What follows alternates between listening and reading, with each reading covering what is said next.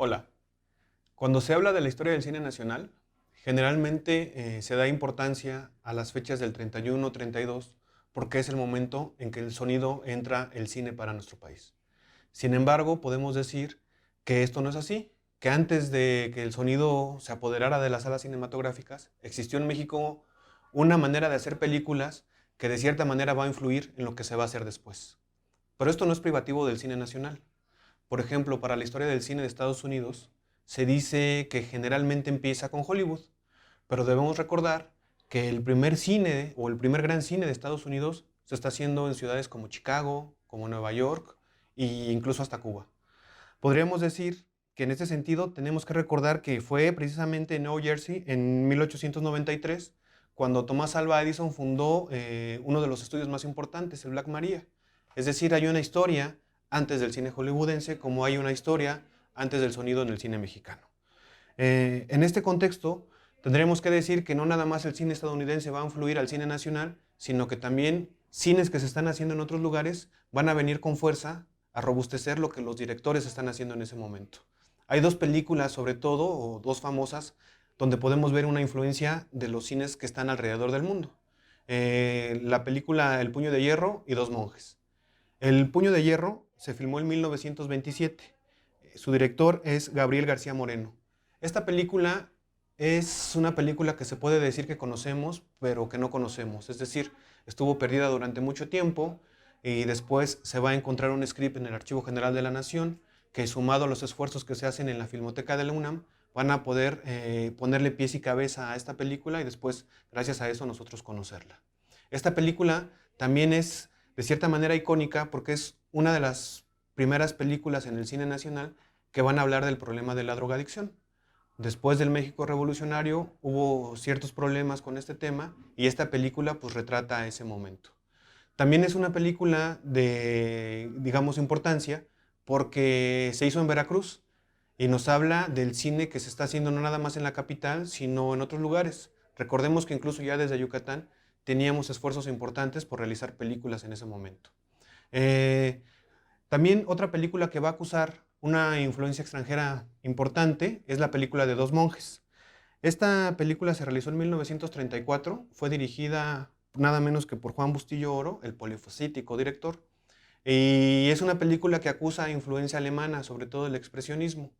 La película también había una copia por ahí maltratada que gracias a los esfuerzos que se hacen desde Italia y desde México es restaurada y ahora junto con El Puño de Hierro pueden ser vistas por el público en general en el repositorio que la Filmoteca de la UNAM ha puesto a su disposición. En este contexto, pues tendríamos que mencionar también la Primera Guerra Mundial. Y nada más para recordar la violencia y la barbarie de ese acontecimiento, hay que recordar el monumento que se erigió en 1918. Estuvo fuera de una de las estaciones de tren más importantes de Nueva York y el monumento estuvo hecho con 12,000 cascos alemanes que se habían traído para la ocasión. Esto obviamente pues, nos habla veladamente y explícitamente de la barbarie y la locura de la Primera Guerra Mundial y cómo este ambiente de cierta desesperanza se va a mezclar con un ambiente de efervescencia y vamos a tener los famosos años 20 que van a ser muy importantes para el cine. Esta atmósfera va a quedar retratada en novelas como El Gran Gatsby, escrita en 1925. Esta película tiene dos muy buenas adaptaciones a la pantalla.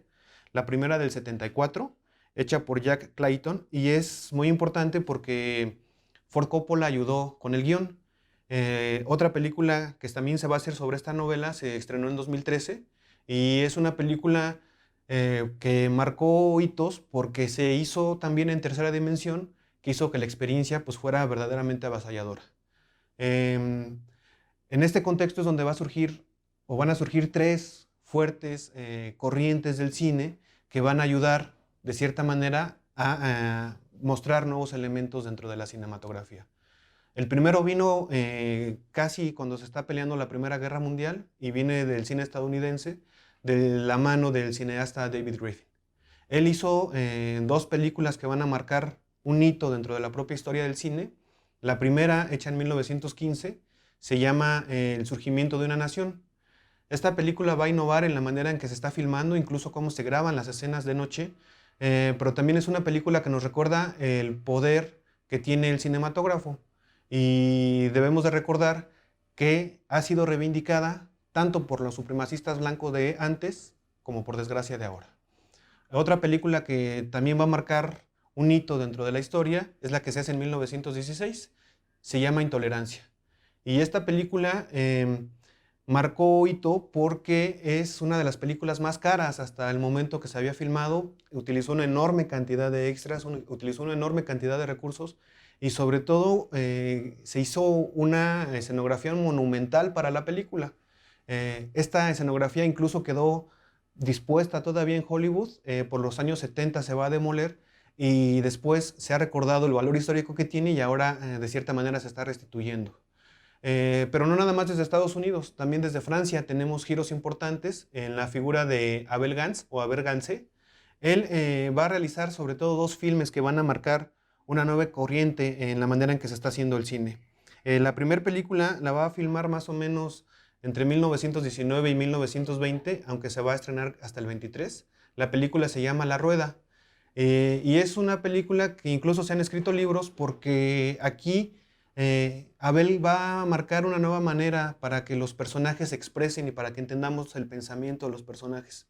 A través de una serie de imágenes superpuestas, nos va a demostrar qué es lo que está pensando uno de los personajes, ¿no? Y por eso es una película que por supuesto va a marcar hito.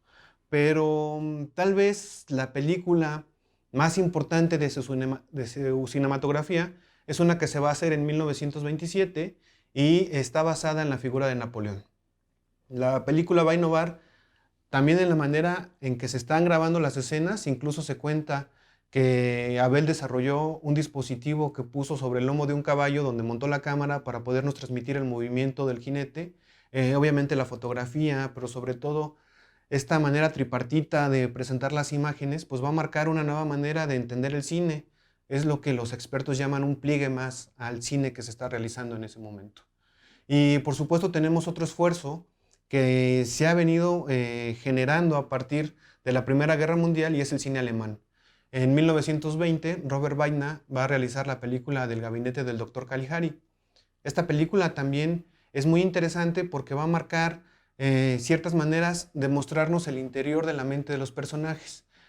Con esta escenografía puntiaguda y con aristas, no nada más nos recuerda su pasado en el teatro, sino que también nos va a llevar a entender una nueva dimensión dentro del cine a través de la psicología de los personajes, además de que va a innovar en la manera en que se finalizan las películas.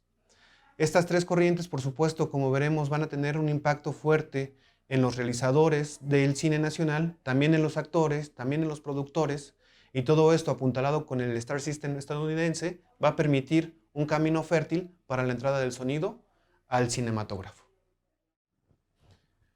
Digamos que el periodo que va de 1910, cuando inicia la revolución, hasta 1931 o 32, que comienzan las primeras películas sonoras, es un proceso de largo y lento aprendizaje para los que hacen el cine nacional. Ya la revolución había demostrado el poder que tuvo para innovar en muchas cosas y nada más para recordar como un ejemplo tenemos el caso de Jesús Garza. Él fue comisionado por el gobierno constitucionalista para tomar una toma desde un avión de la Ciudad de México. A pesar de que este pues, pionero no tuvo una importancia mayor dentro de la historia del cine, sí es importante reconocerlo porque es un ejemplo de las cosas que se están haciendo antes de que entre el sonido a la historia del cine nacional. También hay que recordar en este caso ejemplos como el de Manuel de la Bandera. Él fue un entusiasta del cine e incluso con sus esfuerzos va a intentar ayudar a que se constituya la primer gran empresa de cine nacional. Para 1921 ya teníamos más o menos alrededor de 32 fijos, que eran cines que daban estas funciones regularmente. Pero para 1930 vamos a tener 82 de estos cines llamados fijos o fijos, que ya se encontraban dentro de la propia cultura nacional y que nos habla cómo en un pequeño lapso de tiempo la industria comenzaba a tener ya gran repercusión. Digamos que para este momento podríamos decir que hay como esfuerzos desde muchos lugares que están intentando aportar o modificando o ayudando de manera voluntaria e involuntaria a la historia del cine nacional. Por ejemplo, desde el Estado. Sabemos que en 1917 se va a crear ya una ley de cinematografía. Para 1920 se va a crear la primera ley de censura, que es una modificación de la ley que en 1913 Victoriano Huerta había expedido. Y también vamos a tener en 1922 la fundación de la Academia de Fotografía con la intención de ayudar a la industria cinematográfica. Eso es desde el Estado, pero también vamos a tener esfuerzos que van a crear los primeros estudios. Sabemos ya que desde 1917 Mimí Derba y Rosas habían formado uno de los más importantes e icónicos estudios que, a pesar de que tuvo una vida pues corta, pues sí generó pues de cierta importancia dentro del cine, ¿no? Azteca Films.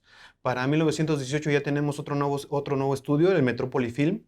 Para 1920 ya vemos a Vidya fundando los primeros estudios en Churubusco. Después a Vidya se va a pasar a los estudios en Reforma, y esta va a ser la semilla de la productora nacional que va a ayudar a impulsar ya el cine de otra manera. Pero nada más se está innovando desde ahí, pues también desde las películas. Ya habíamos dicho que desde 1914 la pareja de Carlos Martínez y Manuel Cirerol han fundado Cimar Films, y en 1916 van de cierta manera, sorprender al público mexicano con una de las primeras grandes películas que se llama Los Libertadores o Viva los Libertadores. Esta película se va a estrenar precisamente en el 16 en la capital metropolitana, y se cuenta que tuvo tanto éxito que los funcionarios y los proyectistas se peleaban la cinta para poder proyectarla en sus negocios. Esta película pues también va a venir a robustecer un poco el panorama. En el 17 ya tenemos la filmación de La Luz, apoyada por la fundación de Max Chauvet. Aquí vamos a tener a las primeras actrices como Eva Padilla, acompañada del poeta Salvador Rueda. Para el 19 pues tenemos la icónica película del Automóvil Gris. Para el 21, Yo soy tu padre, de Bustillo Oro, que también es muy importante para la industria del cine de ese momento. Y por supuesto no debemos olvidar el esfuerzo de Cándida Beltrán. Ella en el 28 va a ser El secreto de la abuela, y es considerada una de las primeras películas independientes dentro de la historia del cine nacional. Y hay que contar también las innovaciones que se están haciendo en ese momento. Tenemos que ya desde finales de la Revolución el estudio Tenox Films va a estar haciendo esfuerzos y experimentos para intentar darle color a las películas, es decir, pioneros en su momento. Y esto pues va a ayudar de cierta manera a entender cómo México quería separarse o no quería depender de la tecnología extranjera para poder realizar una industria nacional pues más independiente. También en el 32 tenemos el primer gran esfuerzo por realizar dibujos animados en México. Salvador Pruneda va a ser este gran realizador que va a estar como intentando innovar, y junto con lo que se está haciendo en el Estado, lo que se está haciendo en los propios grandes distribuidores, lo que se hace en los estudios, lo que se hace desde el propio cine, en la crítica, en los diarios, van a ayudar a entender cómo este primer cine se va a crear y va a dar pie, ahora sí, a que cuando llegue el sonido tengamos una industria que va a poder competir con cualquier industria del mundo en lo que nosotros llamamos la famosa época de oro del cine nacional. Habíamos dicho que en un principio el cine se inventó como un aparato para reflejar la realidad tal como era. Entonces esperaba que la imagen no nada más tuviera movimiento, sino también que fuera acompañada de color y también, por supuesto, de sonido. Para el color se hicieron experimentos desde el principio del cinematógrafo. Incluso se cuenta que algunos pioneros iluminaban fotograma por fotograma, y esto pues obviamente ocasionaba pues, que el proceso fuera muy tardado, muy caro, y que no se tuviera una regularidad. Esto va a cambiar con la introducción del Technicolor y por supuesto su alianza con Disney, que nos va a permitir tener unos formatos, digamos, más parejos en la industria del cine. Lo mismo va a pasar con el sonido. Desde finales del siglo XIX, Tomás Alva Edison está haciendo experimentos e incluso va a inventar o patentar un dispositivo que se conocía como el kinetófono. Sincronizando un acetato, intentaba ponerle sonido a la imagen en movimiento. Eh, Uno de estos grandes aparatos que se va a inventar después de los esfuerzos de Edison va a ser el Vitaphone. Este fue desarrollado por la General Western en 1913, y era una especie de máquina que, sincronizada también con un acetato, daba cierto sonido a las imágenes. Por un principio no fue muy tomado en cuenta, pero se va a juntar fortuitamente en una coyuntura, pues para principios de los años 20, el estudio de los hermanos Warner comienza a tener pérdidas económicas. para poder reactivar su negocio, van a tener que arriesgarse y apostar por las películas con sonido. Por eso van a comprar el aparato diseñado por la General Western y lo van a incluir dentro de sus producciones. La primera que hicieron fue en 1926 y fue una adaptación de Don Juan. Esta película nos habla de esta idea que habíamos mencionado, donde la literatura se junta con el cine. La película pues fue relativamente exitosa, pero el gran éxito va a llegar un año después. En 1927 van a estrenar la película del Viejo San Francisco, pero la más importante va a ser la que se va a estrenar ese mismo año, el 5 de octubre. Se llamaba El cantante de jazz y fue protagonizada por Al Johnson. Esta película, a pesar de que se había filmado en un principio como un filme silente, va a incluir después 5 escenas donde Al Johnson va a tener diálogos y va a cantar. Esta película pues tuvo un éxito rotundo y a partir de aquí se cuenta como una de las primeras grandes películas que va a tener sonido. La entrada directamente de la industria del sonido al cine va a ocasionar lo que se conoce como la crisis del sonido. Y es que el sonido no fue aceptado pues así, de manera directa, sino que tuvo muchas resistencias. Primero, desde el capital, desde los inversionistas que pensaban que era un negocio arriesgado. También desde el cine, para el caso de los directores, uno de los casos más importantes sería el caso de Chaplin o el caso de Eisenstein, que no apostaban directamente por el sonido. Y también teníamos una resistencia pues, desde los propios actores, porque obviamente la entrada del sonido pues, los obligaba a cantar, a bailar, a ser más polifacéticos, y esto pues obviamente dejaba fuera a muchos actores que eran muy buenos pero tenían mala voz. También hubo resistencias locales. El caso de Japón es como uno de los más emblemáticos. A principios del siglo XX, en la sociedad japonesa, junto con la sociedad mexicana y muchas otras, pues era generalmente una sociedad analfabeta. La gente podía ver las películas, pero no podía leer los carteles que acompañaban a los filmes silentes. Y entonces el cine japonés inventó una figura que se llama el Benshi, y este personaje se encargaba de cierta manera de narrar lo que pasaba en las películas. Se cuenta que incluso a veces eran mucho más importante que la propia película que se proyectaba, y esto pues obviamente generaba una competencia entre Benshis. Con la entrada del sonido pues ya no va a ser necesario que un personaje pues cuente las historias, y esto pues obviamente va a traer una resistencia local por parte de estos personajes a la entrada del sonido a la parte japonesa. Esto pues obviamente va a generar también una guerra comercial entre las grandes empresas. Esta guerra va a terminar en 1930 cuando van a firmar el famoso Acuerdo de París, en donde a partir de ahí se van a tener de cierta manera estándares que van a comenzar a regir la industria del cine. Decimos que para 1929 el 57% de las películas tienen sonido, y esto es muy importante porque marca ya una pues, mayor parte del mercado. En México también hubo esfuerzos importantes. Ya desde 1917 se está creando un aparato que se llama el sincronofonógrafo. Y este es muy divertido porque a partir también de algunos discos que intentaban mecanizarse al ritmo de la imagen, pues se le pretendía dar sonido al cine. Indalecio Noriega, Daniel Sada y por supuesto Bernal están involucrados en este proceso. Digamos pues que ya con la entrada del sonido, también la industria estadounidense va a voltear hacia sus mercados que pensaba que eran cautivos, como Latinoamérica, México e incluso España, y van a comenzar a desarrollar los primeros filmes hablados en castellano, hechos en Estados Unidos. Se cuenta que los primeros eran hablados en español y en portugués también para tratar de abarcar un poco más del público, pero se van a comenzar a realizar ya esfuerzos verdaderamente notables a partir de 1929, como es el caso del famoso Indio Calles, que va a ser una película que se llama Dios y Ley. En el 29 también Miguel Contreras va a hacer El Águila y el Nopal, y ese mismo año El Inocente de Carlos Amador. 1930 también va a ser un año con películas importantes. Aquí podemos destacar Abismos o Náufragos de Salvador Pruneda, que es una película también muy importante. Y dentro del cine también tenemos otras innovaciones con el sonido, como por ejemplo las cápsulas que para el periódico Excelsior va a realizar Gabriel Soria, que es fundamental para estos primeros años del cine. A partir de estas cápsulas va a lograr prestigio, no nada más en el mercado nacional, pues, sino también en el mercado extranjero. Obviamente todo esto se va a conjuntar con la entrada de un movimiento nacionalista hecho a principios de 1929, que va a madurar ya para la década de los 30. Para 1931 el presidente Pascual Ortiz Rubio va de manera directa a impulsar el cine nacional con sonido, e incluso su propia llegada a la presidencia va a ser filmada con un aparato que grababa la imagen en movimiento y también el sonido. Él se da cuenta de la importancia de crear una industria nacional que de cierta manera haga equilibrio con el cine extranjero que está llegando, y por eso de la mano de la Nacional Productora y de Juan de la Cruz Alarcón se va a hacer un grupo que va a viajar a Estados Unidos.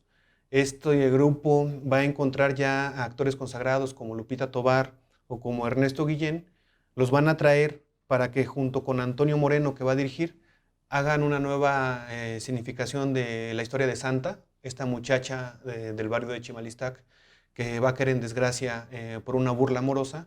Y a partir de ahí, bueno, pues esta película no nada más marcaba el inicio del cine sonoro, sino también una manera ideológica de entender el cine apoyado por el Estado, una manera que intentaba de cierta manera educar y sobre todo transmitir valores a este nuevo cine nacional, que con todos los avances en el cine mundial se va a robustecer y va a comenzar lo que nosotros llamamos ahora sí una época de oro del cine nacional. Digamos pues que todo esto va a generar de cierta manera un ambiente muy importante que nos va a ayudar a entender cómo el cine se está generando en ese momento y cómo a partir de películas como Santa vamos a poder entender mucho más lo que nosotros llamamos la historia del cine mexicano. Nos vemos la próxima.